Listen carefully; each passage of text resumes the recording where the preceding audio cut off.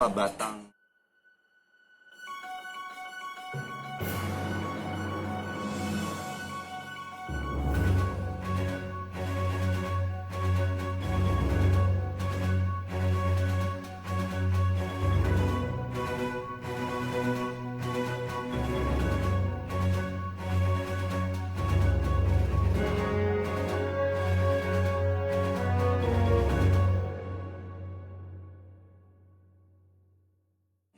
Emas ya, satuannya itu 100 gram, buku tabungan, berlian-berlian semasa pernikahan ya.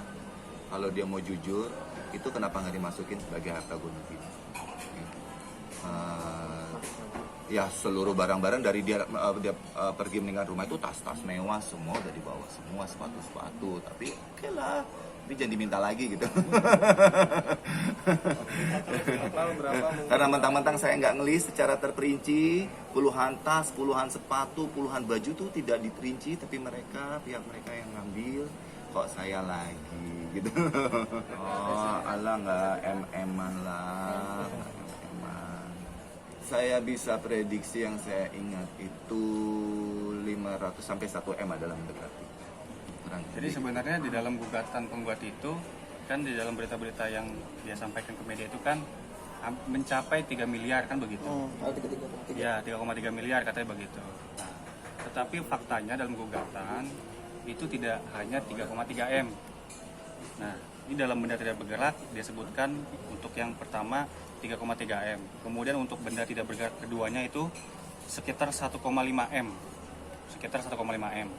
Lalu kemudian dia menuntut lagi untuk benda-benda bergerak, ya kan, yang memang tadi saya sampaikan dari klien saya ini langsung, ya kan, sekitar 500 sampai 1 M, Mas ya. Ya, yang dibawa langsung. Ya, jadi kalau ditolak total, keseluruhan yang dituntut oleh dari penggugat ini mencapai 5 M, begitu, dari pihak penggugat. Tapi kami pertegas di sini bahwa hanya satu yang kami akui, ya kan, dalam konteks harta bersama atau gonogini ini, yaitu satu mobil mewah saja, begitu. Tetapi ya kami menghargailah dari pihak penggugat, dia tetap bersikeras dan menuntut terkait dengan apa yang tuntutannya, ya silakan nanti dibuktikan saja pada tanggal 19 Agustus 2020, kita lihat nanti bukti-buktinya apa saja yang ditunjukkan, begitu. Dan kami pun dari tergugat akan membuktikan juga, begitu. Untuk benda tidak bergerak itu memang diperoleh sebelum menikah. Oh, justru ada saksi saya sendiri, Mbak Reta, manajer saya. Jadi sebelum dengan tim saya, kuasa hukum dengan Yara ini, sebelumnya saya sudah ada, saya panggil seorang mediator ya untuk menyikapi masalah gonogini ini gitu loh. Ya saya ingin selesai dalam ya secara mediasi aja. Ini harta secara kekeluargaan, yang tahu belinya kapan, apanya kapan, yang megang buktinya siapa, ini itu kan cuma kami berdua gitu loh. Sebelum saya tahu list yang mereka minta itu, saya udah dapat surat panggilan pengadilan, makanya batal yang kemarin. Ternyata mereka yang inisiatif pakai mediasi, mereka juga yang membatalkan mediasinya tidak berjalan. Saksinya ada Mbak Reta dan saat itu mediator saya, kuasa hukum saya juga gitu loh. Nah, karena memang urusan pengadilan saya memang mempercayakan sama Yara, ya udah, beliau bapak-bapak di sini nih ya kaget ini menerima data-data yang ada. Saya pun juga kaget menerima data-data yang ada, baru saya baca setelah ada laporan pengadilan. Gini ya, saya juga nggak mau dosa ya, makan harta orang yang nggak ikhlas. Ya, saya rasa dia demikian kalau memang dia umat yang beragama, nggak berani. Apalagi ini juga sebenarnya saya niatkan harta yang dia minta ini harta untuk anak, satu rumah.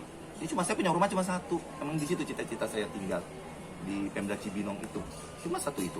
Saya punya tempat usaha yang akan menjadi workshop saya untuk sekolah, rencananya yang batal gara-gara perceraian ini sampai sebulan belum batal, tertunda. Itu juga diminta, ternyata ada bagiannya. Jadi segala sesuatu yang saya pikirkan untuk anak saya sendiri itu dilala, itu semua ternyata diminta kayak gitu. Jadi saya minta kejujurannya. Saya tahu kalau ada harta non gonogini yang ada, non gonogini yang ada, saya tahu jumlahnya, saya tahu itu jadi apa, cuma saya sama dia yang tahu. Sebenarnya itu harus dibicarakan secara kekeluargaan, nggak perlu orang lain tahu. Dan saya willing ngasih kok. Saya willing, emang itu duit dia. uang dia. Yang non gini pasti saya kasih, pasti. Saya nggak usah bersumpah-sumpah, saya bukan tukang sumpah, ya demi Allah, demi Rasulullah, tapi dusta buat apa? Pasti saya kasih kalau yang non gini gitu. Tapi ternyata yang diminta lebih-lebih gitu. Jadi ya udah saya buka, saya waktu dia datang dengan kuasa hukumnya ya, untuk melakukan mediasi sebelum ada pengadilan itu saya senang. Makanya saya coba saya panggil, kemudian Mbak Reta, manajer saya, punya orang yang juga bergerak di bidang hukum, badan hukum waktu itu, menjadi mediator dulu. Dia, Mbak Reta, saya nggak mau pengadilan, saya capek jadi sorotan media tapi urusannya pengadilan gitu kan, capek. Yuk, masa dia nggak capek sih? Tapi prosesnya justru belum, mediasi itu belum terbentuk, belum terjadi, saya sudah dapat surat panggilan. Itu yang terjadi.